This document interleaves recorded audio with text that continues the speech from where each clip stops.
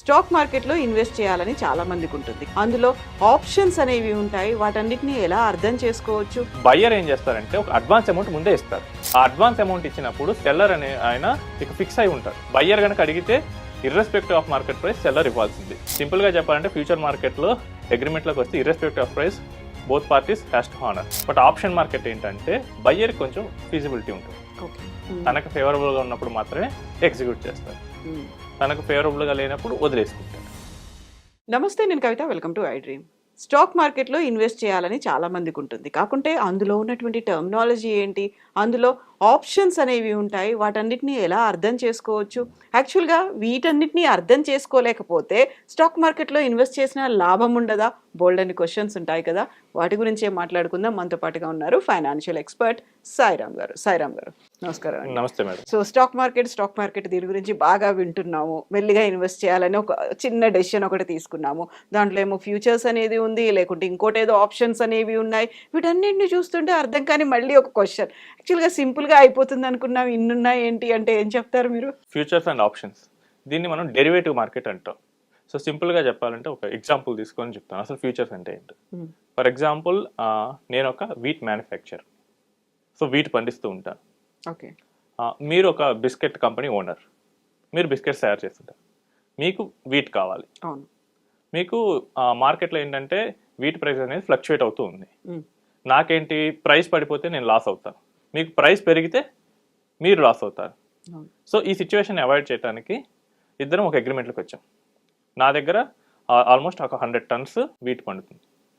దీన్ని 3 months తర్వాత each ton 5,000 రూపీస్కి సెల్ చేస్తా అని చెప్పేసి అగ్రిమెంట్లోకి వచ్చాం.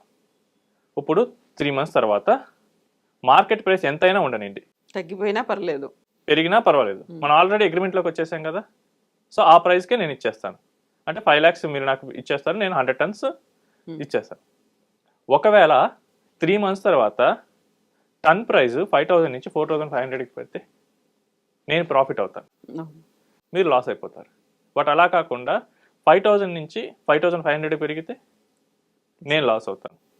ఈ ఫ్యూచర్ కాంట్రాక్ట్ ఏం చేస్తుందంటే ఫ్యూచర్లో ఒక మంత్ ఆర్ 3 months టైం తర్వాత ఒక అగ్రీడ్ ప్రైస్కి మనకి స్టాక్స్ కానీ కమోడిటీస్ కానీ ఇవి ఎక్స్చేంజ్ చేసుకుంటాం. అంటే నేను ఇక్కడ ఇందాక చెప్పినట్టు 3 months తర్వాత నా దగ్గర ఉన్న వీట్ని 5,000 ఈచ్ క్వింటాల్ని అమ్ముతాను, మీరు దాన్ని అదే ప్రైస్కి కొంటారు.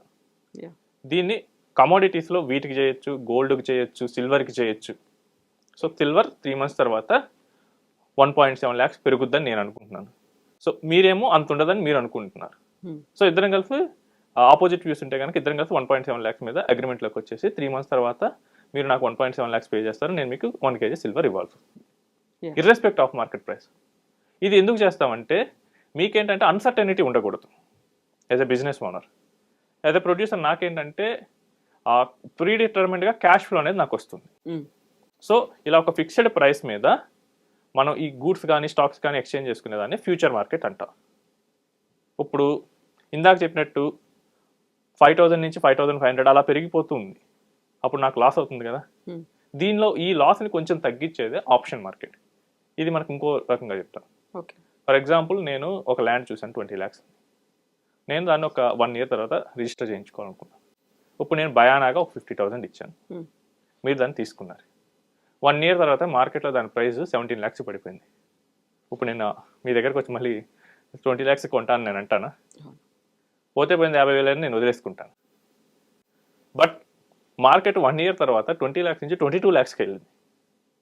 బట్ ఆల్రెడీ మీరు భయానా తీసుకొని కమిట్ అయ్యారు కాబట్టి ఆ టోకెన్ అమౌంట్కి 22 ఉన్నా 25 ఉన్నా మీరైతే చేయాల్సిందే, దానికి స్టిక్ అయి ఉంటాం. యా. సో దీన్ని ఏమంటారంటే ఆప్షన్ మార్కెట్ అంటాం. ఇక్కడ ఏంటంటే బయ్యర్ ఏం చేస్తారంటే ఒక అడ్వాన్స్ అమౌంట్ ముందే ఇస్తారు.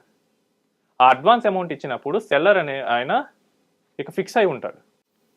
బయ్యర్ కనుక అడిగితే irrespective of market price seller ఇవ్వాల్సింది. ఆ టోకెన్ అమౌంట్ తీసుకున్నప్పుడు ఎంత అయితే ఉందో ఆ ప్రైస్కి ఇవ్వాల్సింది. సో ఇక్కడ ఆప్షన్లో ఏంటి, బయ్యర్ కొంచెం ఫెసిలిటీ ఉంది. తనకు ఎగనెస్ట్గా మార్కెట్ కనుక మూవ్ అయింది అనుకోండి, వదులుకోవచ్చు. తనకు ఫేవరబుల్గా ఉంటే కనుక కంటిన్యూ చేయొచ్చు. సో దీన్నే స్టాక్స్ మీద, స్టాక్ ఇండెక్సెస్ మీద చాలామంది చేస్తూ ఉంటారు. ఒక నిఫ్టీ అనే ఇండెక్స్ ఉంది. నిఫ్టీ ఇండెక్స్ 3 months తర్వాత పెరుగుద్ది అనుకుంటే వాళ్ళు బై చేస్తారు. బై చేసి కొంత ప్రీమియం కడతారు. అవతల పర్సన్ కనుక తగ్గుద్ది అనుకుంటే కనుక ఆ ప్రీమియం తీసుకొని డెలివర్ చేస్తా అని అగ్రిమెంట్లోకి వస్తాడు.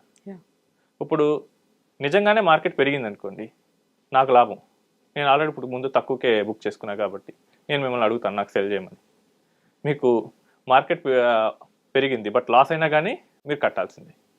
సో ఇది ఆప్షన్ మార్కెట్ అంటాం. సింపుల్గా చెప్పాలంటే ఫ్యూచర్ మార్కెట్లో అగ్రిమెంట్లోకి వస్తే irrespective of price both parties has to honour. But option market ఏంటంటే బయ్యర్ కొంచెం ఫీజిబిలిటీ ఉంటుంది.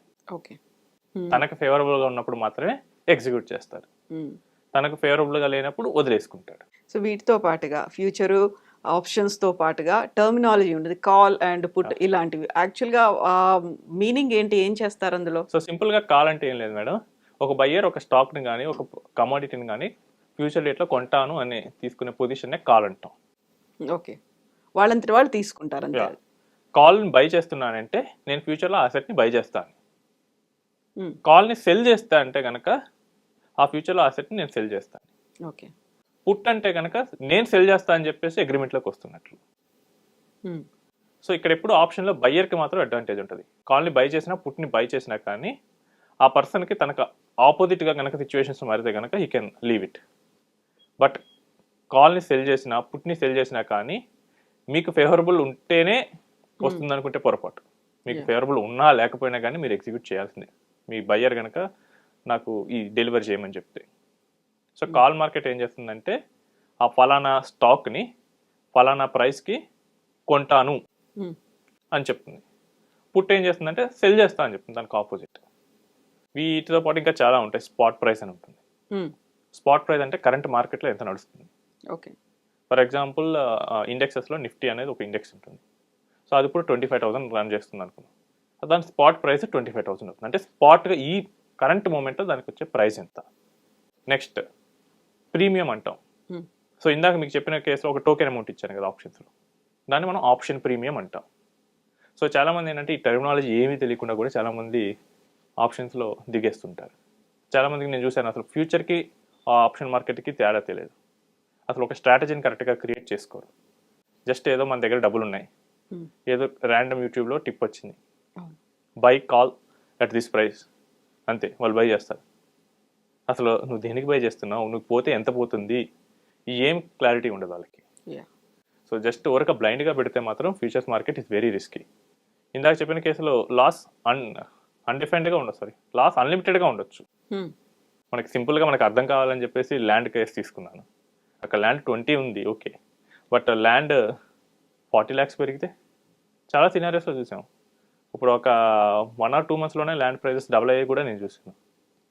అక్కడ ఏదో డెవలప్మెంట్ ప్రాజెక్ట్ వచ్చింది, అక్కడ మనం 20 lakhs అనుకున్న ల్యాండ్ 2 crores అయితే మన లాస్ అనేది మ్యాగ్నిఫై అవుతుంది. సో మనం కరెక్ట్గా కనుక అనలైజ్ చేసి డెసిషన్ తీసుకోకపోతే ఈ డెరివేటివ్ మార్కెట్లో మన లాస్ అనేది చాలా హెవీగా ఉంటుంది.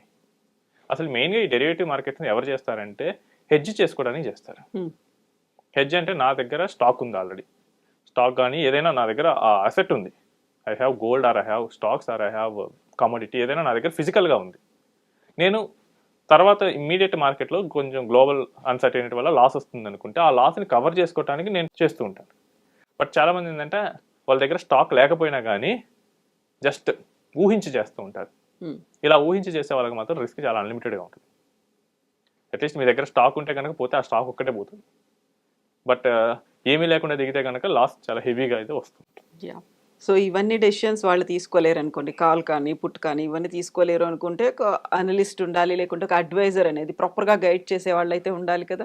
సో ఇది ట్రేడింగ్కు వస్తాయి మేడం. సో ఇది మనం చెప్పినంత ఈజీగా కాదు. సో ఇప్పుడు ఏంటంటే చాలా డిఫరెంట్ స్ట్రాటజీస్ వేయాల్సి వస్తుంది. మార్కెట్ ఒకలాగా బిహేవ్ చేస్తే ఎలా ఉంటుంది, ఒకలాగా చేస్తే ఎలా ఉంటుంది, ఇదంతా ఒక ప్రొఫెషనల్ సెటప్ లాగా అయిపోతుంది. సో నా ఉద్దేశం ఏంటంటే కనుక మీరు చేయలేకపోతే వీటిని మేనేజ్డ్ పోర్ట్ఫోలియోస్లో చేసేవాళ్ళు ఉంటారు, సెబీ రీసెర్చ్ అనలిస్టులు ఉంటారు, సెబీ రిజిస్టర్డ్ అడ్వైజర్స్ ఉంటారు, లేదు ఆల్టర్నేటివ్ ఇన్వెస్ట్మెంట్ ఫండ్స్ వాళ్ళు ఉంటారు. వాళ్ళు ఇదే మనీ పీపుల్స్ దగ్గర మనీ కలెక్ట్ చేసి ఏఎఫ్స్ వాళ్ళు ఇదే స్ట్రాటజీస్ వేస్తారు. మనం ఏంటంటే మనం చేయాలనుకున్నప్పుడు వాళ్ళకి ఇస్తే కనుక వాళ్ళు కొంచెం బెటర్గా చేస్తారు. లేదు సబ్స్క్రిప్షన్ బేసిస్లో తీసుకోవాలనుకుంటే కనుక ఆర్ఎస్ కానీ ఆర్ఏఎస్ దగ్గర కానీ మనం సబ్స్క్రిప్షన్ తీసుకొని వాళ్ళ ద్వారా మనం చేయొచ్చు. సో అప్పుడు ఏంటంటే నా పని ఐటీ అనుకోండి, ఐటీ జాబ్.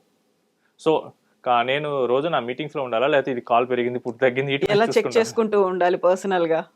చాలా మంది నేను చూస్తుంటాను, ఐటీ చేసేటప్పుడు ఫోన్ చేసి చూస్తూ ఉంటారు, మీటింగ్స్ ఉన్నప్పుడు చూస్తూ ఉంటారు. సో ఇట్లా చేస్తే కనుక మీకు రాంగ్ అవుతుంది, ఏదో ఒక రోజు హెవీ లాసెస్లోకి వెళ్తారు.